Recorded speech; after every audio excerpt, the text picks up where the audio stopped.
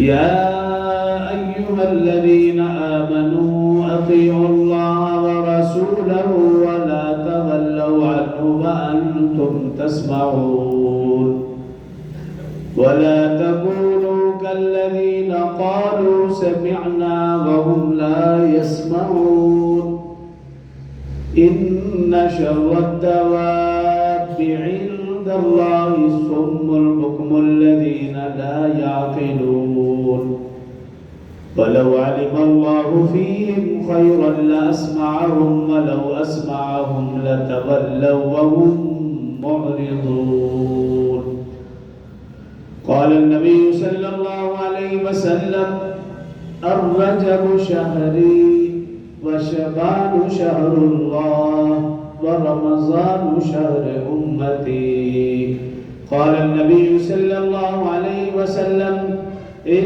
تعبد الله كأنك تراه فإن لم يكن يراك قال النبي صلى الله عليه وسلم قرة عيني في الصلاة أو كما قال عليه الصلاة والسلام صدق الله العظيم وصدق رسوله النبي الكريم ونحن على ذلك لمن الشاهدين والشاكرين والحمد لله رب العالمين. تمام احباب ایک مرتبہ آواز بلند نماز والا درود شریف پڑھ لیں. اللهم صل على محمد وعلى آل محمد كما صليت على إبراهيم وعلى آل إبراهيم إنك حميد مجيد. اللهم بارك على محمد وعلى آل محمد كما باركت على إبراهيم وعلى آل إبراهيم إنك حميد مجيد. رب اشرح لي صدري ويسر لي أمري واحلل عقدة من لساني يفقهوا قولي. رب زدني علما رب زدني علما رب زدني علما. میرے انتہائی واجب الاحترام برادران اسلام، دوستوں، بزرگوں، بھائیوں، اسلامی مہینوں کے اعتبار سے یہ شعبان المعظم کا مہینہ اس کا آغاز ہو چکا ہے.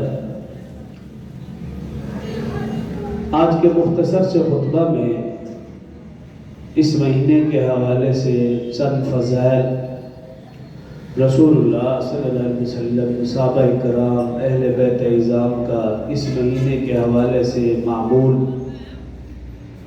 اور ہمارے لیے اس میں کیا رہنمائی ہے، اس حوالے سے چند گزارشات عرض کروں گا. سب سے پہلے یہ کہ اس مہینے کے حوالے سے چند اہم واقعات کا تذکرہ جو اس مہینے کے حوالے سے مناسبت رکھتے ہیں ان کا نام لے کر تذکرہ کر کے پھر اپنی موضوع کی طرف آؤں گا. سن 3 ہجری اور 3 شعبان المعظم رسول اللہ صلی اللہ علیہ وآلہ وسلم نے حضرت جویریہ رضی اللہ عنہ سے نکاح فرمایا. اور ایک روایت میں یہ ہے کہ سن 3 ہجری 3 شعبان حضرت حفصہ رضی اللہ عنہ سے نکاح فرمایا.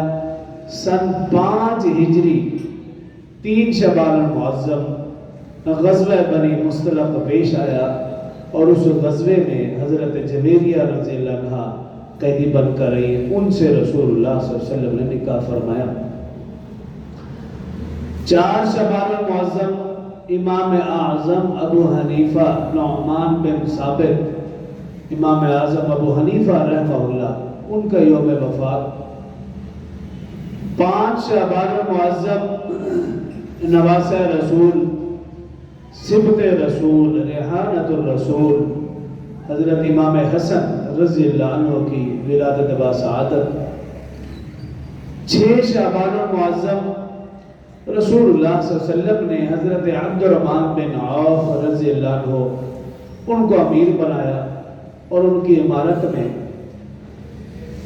ایک جماعت دعوت و تبلیغ کی غرض سے دومت الجندل روانہ فرمائی،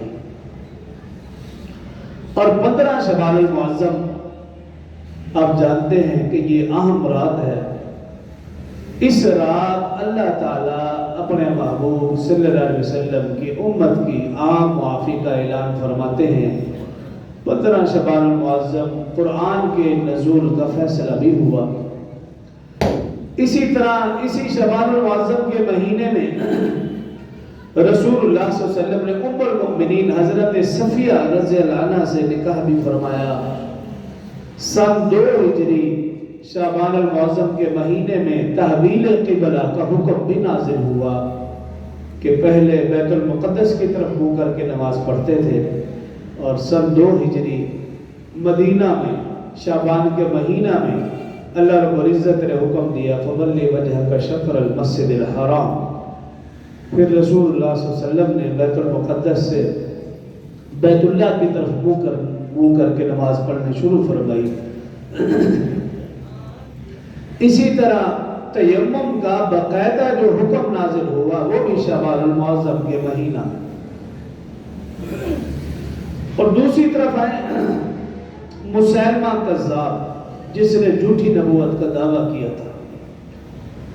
سیدنا ابوبکر صدیق رضی اللہ عنہ کے دور میں وہ واصل جہنم ہوا، تب بھی شعبان المعظم کا مہینہ تھا۔ منافقین نے ایک مسجد بنا رکھی تھی، مسجد زرار۔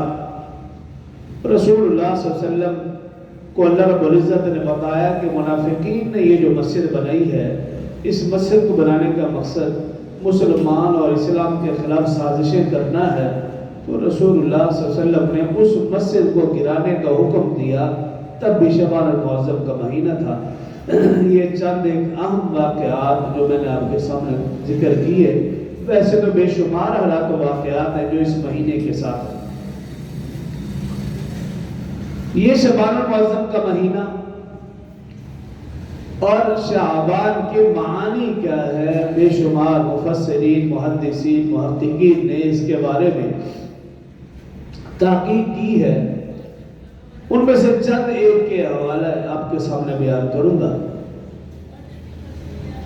شارح بخاری علامہ بدر الدین تمیمی رحمت اللہ تعالی علیہ فرماتے ہیں کہ شعبان کے ایک معنی ہے خیر و برکت کی تقسیم، اور ایک جگہ لکھتے ہیں انعامات ربانی، اور ایک جگہ لکھتے ہیں عطاء الہی کی فراوانی۔ اسی طرح شارح بخاری ایک جگہ لکھتے ہیں کہ شعبان شعب سے ہے، جس کے معنی یہ ہے کہ متفرق لوگوں کا جمع ہونا، اور لکھتے ہیں کہ پہلے لوگوں کا معمول تھا کہ وہ جہاں کہیں بھی ہوتے تھے، دین کی غرض سے ہوں یا دنیا کی غرض سے ہوں، معاملات کی غرض سے ہوں، جب شعبان کا مہینہ آتا تو سب کے سب لوگ اپنے اپنے علاقوں میں جمع ہو جاتے تھے تاکہ رمضان المبارک کا شان شان استقبال اور احترام ہو سکے۔ عمدۃ القاری میں لکھا شعبان شوق سے ہے، اور شوق اس پہاڑ، اس بلندی کو کہتے ہیں جو اوپر کی طرف جاتی ہو، اور لکھتے ہیں کہ جو لوگ اس مہینے میں عبادت و ریاضت میں اضافہ کرتے ہیں وہ بلندی کی طرف چڑھتے چلے جاتے ہیں، یہاں تک کہ رمضان کی ساری خیر و برکات انہیں حاصل ہو جاتی ہیں۔ بعض محدثین مفسرین نے اس کی تشریح میں لکھا کہ شعبان کے مہینے شاخ در شاخ بڑھنے والی، فرمایا جو اس مہینے میں عبادت و ریاضت کا اہتمام کرتا ہے، شاخ در شاخ بڑھنے والی خیر و برکت اسے حاصل ہوتی ہے، یہاں تک کہ وہ جنت میں داخل ہو جاتا ہے۔ تو اس مہینے کا نام ہی بتا رہا ہے کہ یہ مہینہ خیر و برکت والا ہے، یہ مہینہ انعامات ربانی کو حاصل کرنے والا مہینہ ہے، یہ مہینہ عطا الہی کی فراوانی پر دلالت کرتا ہے، یہ مہینہ بلندی خیر و برکت کی تقسیم پر دلالت کرتا ہے۔ اس لیے رسول اللہ صلی اللہ علیہ وسلم نے ایک حدیث میں یوں فرمایا کہ جس کا یہ مہینہ درست ہو گیا اس کا رمضان کا مہینہ درست، اور جس کا یہ مہینہ ٹھیک نہ گزرا عبادت و ریاضت کے حوالے سے تو اس کا رمضان کا مہینہ بھی ٹھیک نہیں ہو سکتا۔ اور چند حدیث مبارکہ میں نے آپ کے سامنے تلاوت کی۔ ایک حدیث میں رسول اللہ صلی اللہ علیہ وسلم نے ارشاد فرمایا الرجب شہری وشعبان شہر اللہ ورمضان شہر امتی، فرمایا کہ رجب میرا مہینہ ہے کہ اللہ نے اس مہینے میں مجھے معراج والا عظیم معجزہ نصیب فرمایا۔ وشعبان شہر اللہ، فرمایا شعبان اللہ کا مہینہ ہے کہ اللہ رب العزت اس مہینے میں آسمان دنیا پر نزول فرماتے ہیں اور اپنے محبوب صلی اللہ علیہ وسلم کے صدقے اپنے محبوب کی امت کی عام معافی کا اعلان فرماتے ہیں۔ ورمضان شہر امتی، فرمایا رمضان میری امت کا مہینہ ہے کہ میری امت رمضان کے مہینے میں عبادت و ریاضت کر کے جب اللہ کو راضی کرتے ہیں اللہ پاک میری امت کو معاف فرما دیتے ہیں۔ حضرت انس رضی اللہ عنہ راوی ہیں کہ رسول اللہ صلی اللہ علیہ وسلم نے ارشاد فرمایا رجب کے مہینے کو تمام مہینوں پر ایسے فضیلت حاصل ہے جیسے فرمایا کہ میری امت کو تمام امتوں پر فضیلت حاصل ہے، اور فرمایا شعبان کے مہینے کو تمام مہینوں پر ایسے فضیلت حاصل ہے فرمایا جیسے مجھے یعنی رسول اللہ صلی اللہ علیہ وسلم کو تمام انبیاء پر فضیلت حاصل ہے، اور فرمایا رمضان کے مہینے کو تمام مہینوں پر ایسی فضیلت حاصل ہے جیسے اللہ کو ساری مخلوقات پر فضیلت حاصل ہے۔ ایک اور روایت حضرت انس رضی اللہ عنہ فرماتے ہیں، روایت کرتے ہیں کہ رسول اللہ صلی اللہ علیہ وسلم نے ارشاد فرمایا کہ رجب اور رمضان کے درمیان ایک ایسا مہینہ ہے جس کے فضائل کا لوگوں کو علم نہیں، اور پھر فرمایا کہ اس مہینے میں لوگوں کے اعمال اللہ کے ہاں پیش کیے جاتے ہیں۔ فرمایا جس کا یہ مہینہ درست ہو گیا اعمال کے لحاظ سے اس کا رمضان کا مہینہ بھی اعمال کے لحاظ سے درست ہوگا، اور جس کا یہ مہینہ اعمال کے لحاظ سے درست نہ ہوا اس کا رمضان کا مہینہ بھی اعمال کے لحاظ سے درست نہیں ہو سکتا۔ اور پھر فرمایا رسول اللہ صلی اللہ علیہ وسلم نے کہ شعبان کے مہینے کو خصوصی اہمیت اس لیے بھی حاصل ہے کہ شعبان کا مہینہ رجب اور رمضان کے درمیان پل کا کام دیتا ہے۔ رجب اور رمضان کے درمیان شعبان کا مہینہ پل، اور پل کی اہمیت آپ جانتے ہیں، ایک شہر سے دوسرے شہر، ایک ملک سے دوسرے ملک کا رابطہ، اگر پل مضبوط تو دونوں ملکوں کا رابطہ مضبوط ہے، اور اگر وہ پل کمزور ہے تو پھر دونوں ملکوں کا، دونوں علاقوں کا، دونوں شہروں کا رابطہ کمزور۔ اسی طرح رسول اللہ صلی اللہ علیہ وسلم یہ ہمیں فرمانا چاہ رہے ہیں، سمجھانا چاہتے ہیں کہ یہ شعبان کا مہینہ یہ پل کا کام دے رہا ہے۔ جس نے رمضان میں اپنے آپ کو، اپنے اعمال کو مضبوط کر لیا اس کا رمضان کا مہینہ اعمال کے لحاظ سے مضبوط ہوگا، اس کا اللہ کے ساتھ رابطہ مضبوط ہوگا۔ خدا نے خاصہ جس نے اس مہینے میں کمزوری دکھائی تو پھر اس کا اللہ کے ساتھ رابطہ کمزور ہوگا، اس کے اعمال پھر رمضان میں کمزور ہوں گے کہ صحیح معنوں میں فائدہ نہیں ہوگا۔ اور یہ میرا اور آپ کا پوری زندگی کا تجربہ ہے کہ جب ہم شعبان میں رمضان کی تیاری نہیں کرتے تو پھر رمضان میں ہمیں صحیح معنوں میں عبادت کا لطف نہیں آتا، صحیح معنوں میں رمضان میں عبادت کا فائدہ بھی حاصل نہیں ہوتا، اور اس کا اثر رمضان کے فوراً بعد اگلے دن نظر آ رہا ہوتا ہے کہ ہماری شکل و صورت بدل جاتی ہے، پہلے دن ہی ہماری نمازیں رہ جاتی ہیں، پہلے دن ہی ہم تلاوت قرآن سے محروم ہو جاتے ہیں، پہلے دن ہی ہم سے گناہ ہونا شروع ہو جاتے ہیں۔ اس کی وجہ کیا کہ رمضان کی تیاری ہم نے شعبان سے شروع ہی نہیں کی تھی۔ حضرت عائشہ صدیقہ رضی اللہ عنہ فرماتی ہے، اب رسول اللہ صلی اللہ علیہ وسلم کا معمول کیا تھا؟ حضرت عائشہ صدیقہ رضی اللہ عنہ فرماتی ہیں رسول اللہ صلی اللہ علیہ وسلم شعبان کے مہینے میں کثرت سے روزے رکھتے تھے۔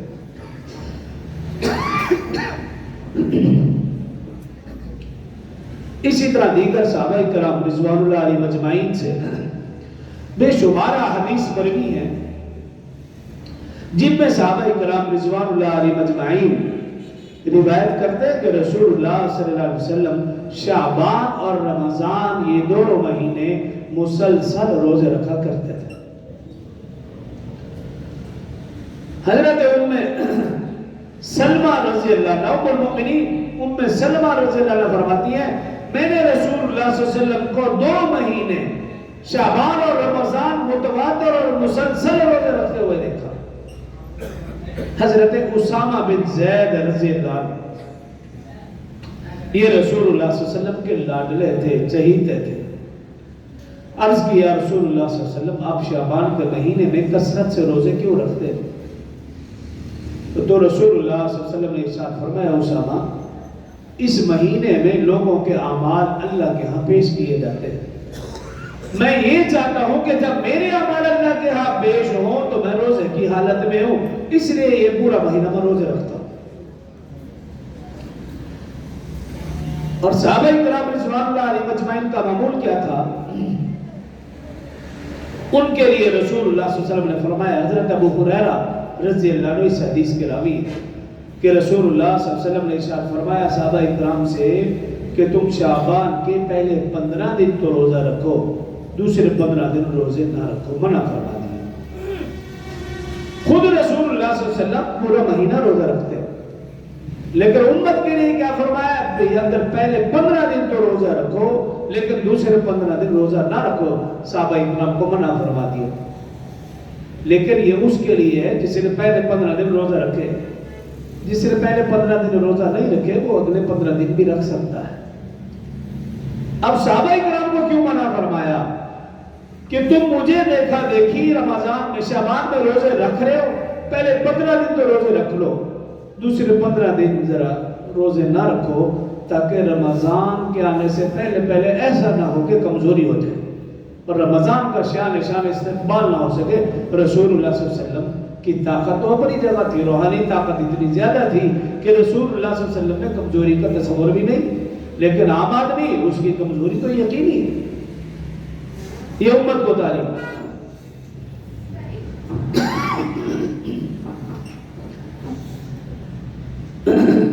حضرت انس رضی اللہ عنہ روایت کرتے ہیں یہ تو رسول اللہ صلی اللہ علیہ وسلم کی زندگی میں رسول اللہ صلی اللہ علیہ وسلم اور صحابہ کا معمول تھا۔ رسول اللہ صلی اللہ علیہ وسلم کے بعد صحابہ کرام کا معمول کیا تھا؟ حضرت انس رضی اللہ عنہ راوی ہے کہ میں نے رسول اللہ صلی اللہ علیہ وسلم کے صحابہ کو دیکھا، اب یہ ہمارے لیے رہنمائی شروع ہے۔ فرماتے ہیں میں نے رسول اللہ صلی اللہ علیہ وسلم کے اصحاب کو دیکھا کہ جب رجب کا مہینہ شروع ہوتا تو وہ تلاوت قرآن میں منہمک ہو جاتے ہیں، لیکن جب شعبان کا مہینہ شروع ہوتا تو تلاوت قرآن کے ساتھ ساتھ روزوں کی بھی مشق شروع فرما دیتے ہیں۔ تلاوت قرآن اور روزے یہ تو ہے حقوق اللہ، اور اس کے ساتھ کیا فرماتے ہیں حضرت انس رضی اللہ عنہ کہ اصحاب رسول کا معمول کیا تھا کہ شعبان میں تلاوت قرآن اور روزوں کی مشق کے ساتھ ساتھ یعنی حقوق اللہ کے ساتھ ساتھ حقوق العباد کی ادائیگی کا اہتمام وہ شعبان میں فرماتے ہیں۔ اور اس میں سب سے پہلا کام کیا کہ اگر کسی کے ذمہ زکوٰۃ ہوتی تو وہ شعبان میں ادا فرماتے، صدقہ و خیرات کا اہتمام شعبان میں فرماتے۔ یہ صحابہ کرام کا معمول تھا۔ اور حکام قیدیوں کو طلب کرتے، اگر سزا بنتی تو سزا دیتے، مگر نہ انہیں باعزت بری کر دیے جاتا۔ اور تاجر حضرات، بیوپاری حضرات اپنے لین دین معاملات سارے کے سارے اپنے نمٹا لیتے. یہ سارا معمول صحابہ کرام کا تھا، اور صرف اس لیے تھا کہ رمضان کا شان شان استقبال اور احترام ہو سکے. یہ صحابہ کرام کا معمول تھا. کیونکہ جب ہم رمضان سے پہلے حقوق اللہ اور حقوق العباد دونوں کا لحاظ کریں گے، ادائیگی کا خیال کریں گے، تو رمضان میں پھر انسان کی توجہ خالصتاً اللہ کی طرف ہوگی، عبادات کی طرف ہوگی، عبادت و ریاضت کی طرف ہوگی. اس کو معلوم ہے کہ حقوق اللہ کو ادا کر کے میری اب مشق ہو چکی ہے، اب رمضان میں مجھے تلاوت قرآن کو مشکل نہیں لگ رہی، روزے میرے لیے کوئی مشکل نہیں. اور پھر وہ حقوق العباد کی ادائیگی تو وہ رمضان سے پہلے کر چکا ہے. اس کو معلوم ہے کہ جو میرے معاملات تھے سارے میں ادا کر چکا ہوں، اب رمضان کا مہینہ ہے، یا تو تلاوت ہو یا پھر عبادت ہو اور روزے کو بچانے کا اہتمام ہو. کیونکہ ہم دیکھتے ہیں، ہمارا مشاہدہ ہے، جب کسی عزیز ترین مہمان نے آنا ہو تو پہلا کام ہم کیا کرتے ہیں؟ ذہنی طور پر اپنے آپ کو فارغ کر لیتے ہیں تاکہ پوری توجہ اس مہمان کی طرف ہو سکے. اور دوسرا کام کیا کرتے ہیں؟ عملی طور پر بھی اپنے سارے کام نپٹا لیتے ہیں تاکہ جب مہمان آئے تو پھر انسان ادھر ادھر دوسرے کام میں نہ لگے بلکہ مہمان کی خدمت میں لگے، اس کی خاطر تواضع کرے. اور تیسری بات، ہم ہر وہ کام کرتے ہیں جس سے مہمان خوش ہو، اور جب مہمان واپس جائے تو وہ ہماری تعریف ہو کے پل باندھے اور جا کر بتائے کہ جن کے ہاں میں مہمان بنا تھا میرے میزبان ایسے تھے، انہوں نے میرا ایسا خیال کیا. بالکل اسی طرح رمضان کا مہینہ جو آنے والا ہے یہ مہمان مہینہ ہے. رمضان سے پہلے اپنے آپ کو ذہنی طور پر فری کر لیں اور تیار کر لیں. نمبر 2، عملی طور پر اپنے سارے کام نمٹا لیے جائیں. جو کام ہم رمضان میں نمٹائیں وہ پہلے کیوں نہ نمٹا لیں تاکہ رمضان میں انسان کی توجہ اس طرف رہے ہی نہ. اور تیسری بات یہ کہ جو مہمان مہینہ آنے والا ہے ہم اپنے آپ کو اس طریقے سے تیار کر لیں، اس مہمان مہینے کی ایسی خدمت کریں، ایسی خاطر تواضع کریں کہ جب یہ اللہ کے پاس جائے تو پھر میری اور آپ کی تعریف ہو کے پل باندھے اور اللہ کے سامنے ہمارا سفارشی بن جائے. اور یہ تبھی ممکن ہے کہ جب ہم رمضان سے پہلے اس کی تیاری کر سکیں گے. اور اس کی تیاری کے سلسلے میں سب سے پہلا کام کیا ہے؟ پنجگانہ نماز با جماعت. یہ پہلا کام. اگر آج سے ہم نیت کر لیں گے تو رمضان میں پھر پنجگانہ نماز کی پابندی مشکل نہ ہوگی بلکہ انتہائی آسان ہو جائے گی کیونکہ ہم نے پہلے سے شروع کر رکھا ہے.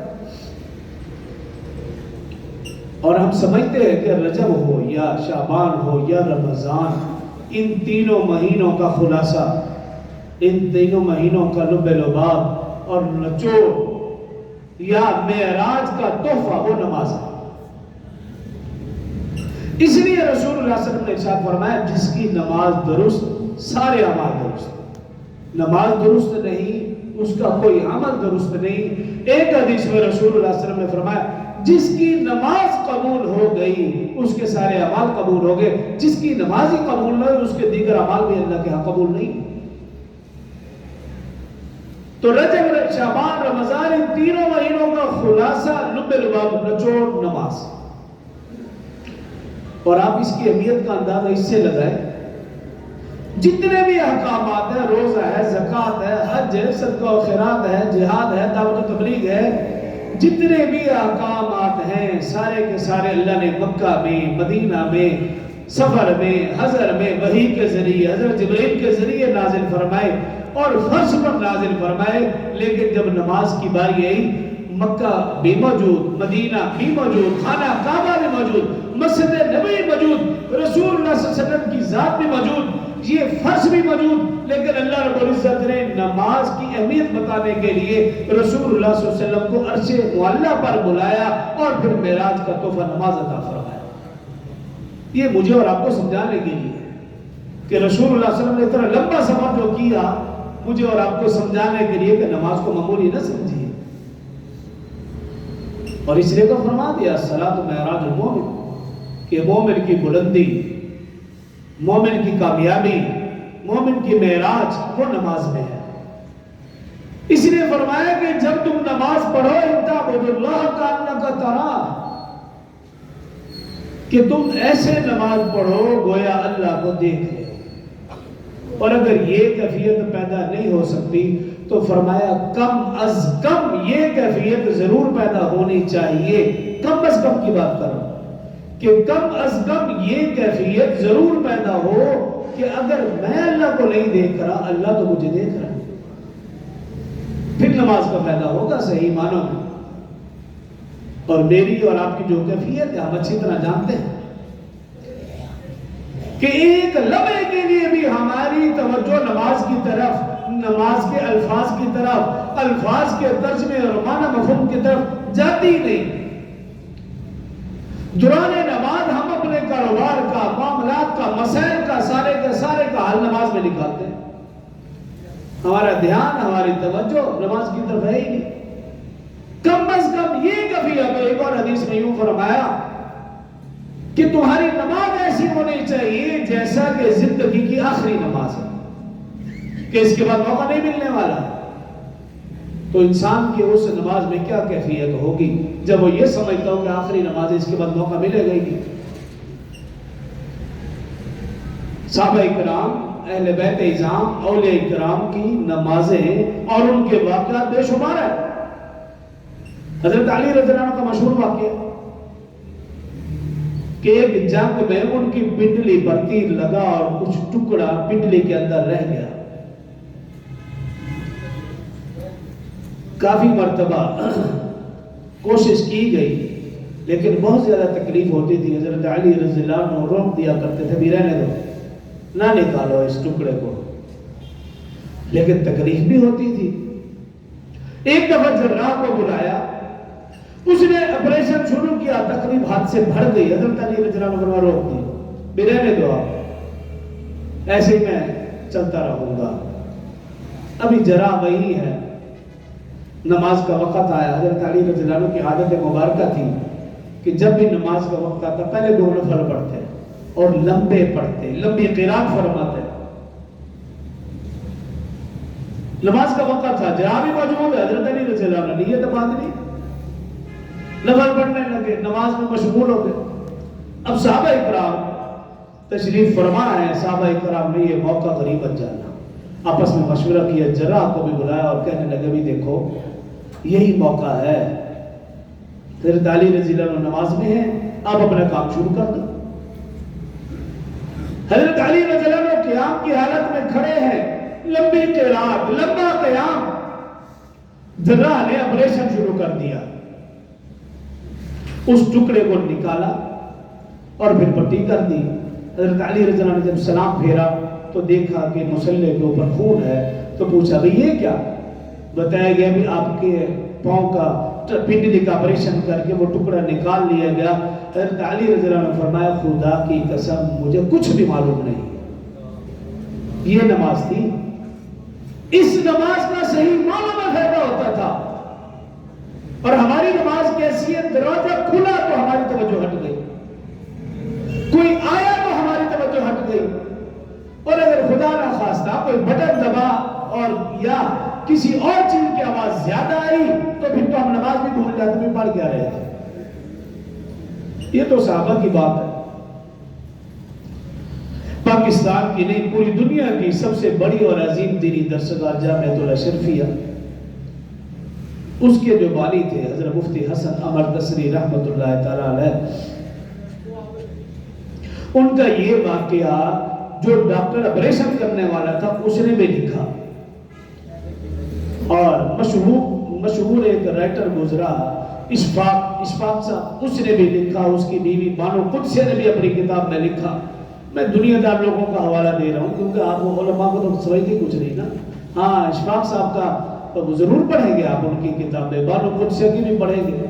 تو انہوں نے لکھے یہ واقعہ جو میں آپ بتانے لگا کہ حضرت مفتی حسن رحمت اللہ تعالی علیہ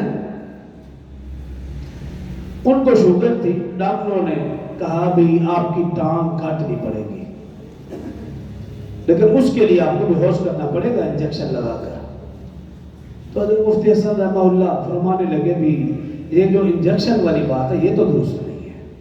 کیوں؟ میں ہر وقت اللہ کے ذکر میں مشغول رہتا ہوں. جب انجیکشن لگاؤ گے تو اس دوران میں تو غافل ہو جاؤں گا، لہذا یہ مجھے برداشت نہیں ہے. تو ڈاکٹر کہنے لگے تو پھر اس کے علاوہ کوئی حل بھی نہیں. جب تک انجیکشن نہیں لگائیں گے تو ٹانگ کاٹنا کوئی معمولی عمل ہے، یہ کوئی چھوٹا آپریشن ہے، کئی گھنٹوں پر مشتمل ہے. اس کو وقت چاہیے، ٹائم چاہیے، انجیکشن کے بغیر کوئی حل نہیں.